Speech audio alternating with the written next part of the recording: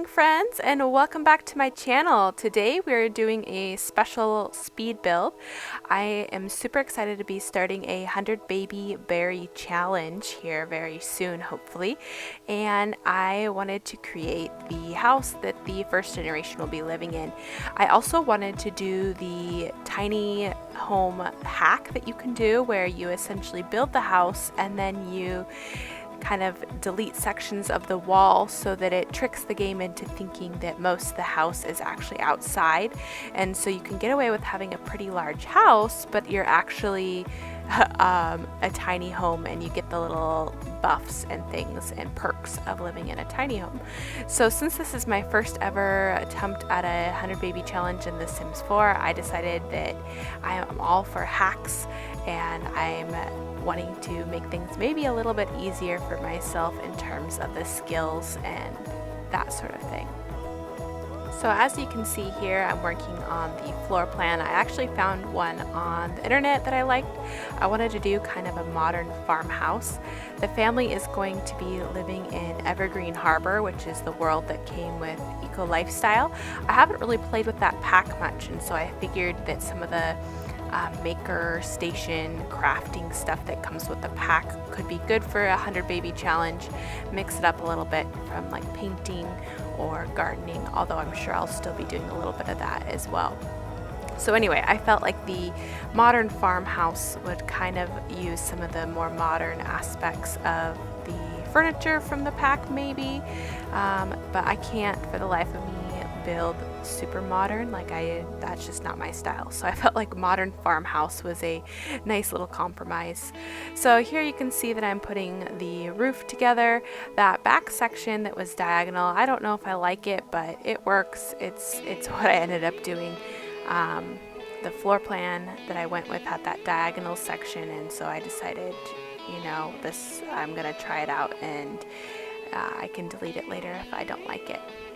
So here I am trying to do that hack, but at first I didn't realize you have to actually delete the flooring, so then I figured that out, and so this is how I'm tricking the game into thinking this is actually a tiny home when it's clearly not. And so I'm super excited.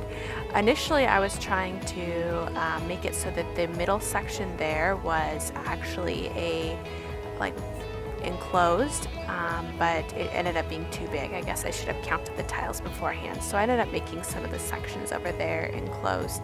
I only cared for it to be a tier 2 because that's where you get some of the trait boosts and the moodlet boosts. Here I'm going with kind of a dark turquoise color for the exterior because it's going to be, of course, a berry family, and that's kind of the color of the first generation, as well as this like hot magenta fuchsia color. I'm not sure if I'm crazy about it on the exterior. Honestly, I might change that up before I actually move the family in, but I was trying to go with really cheap cheap everything because they're going to be on a budget, and so I went with like $2 sightings that came with, I believe, seasons and then base game. And then here I'm just decided to do like lots of black windows because I felt like that looked like the modern farmhouse style. I am going to be putting this up on the gallery, and I also did a non-berry colored version for those of you who may not appreciate the bright fuchsia color there on the house.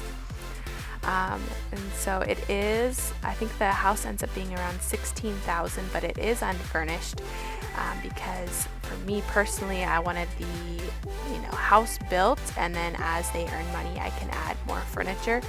And so I wanted the house big, and I didn't really care about if they only have one bed, they only have one bed, and maybe they don't start off with very much furniture, but they'll work their way up. So I'm super excited to start this challenge. I've already created my founder, and her name is Gemma Gemstone.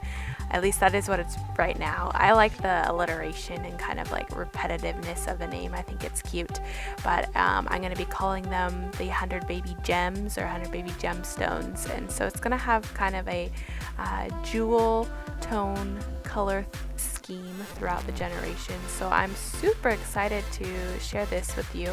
I've been waiting for this new palette in a Discord that I'm a part of to be released. Right now it's just released on like a members only, but it will be available I think in March they're anticipating for public, and so I'm super excited to have a family in this color palette and to share that with all of you. So here I am just trying to give a nice base for the interior in terms of the paint. I'm gonna decorate it once I actually start playing the game, and so I might change up some of the rooms, but I just wanted to give it a base. I did end up doing a little bit of differing textures. I put in this brick wall here in a second that's black that I think looks nice. Kind of plays off of the dark wood black colors. I don't know what I'm saying. And then of course I do a different tile in the bathrooms.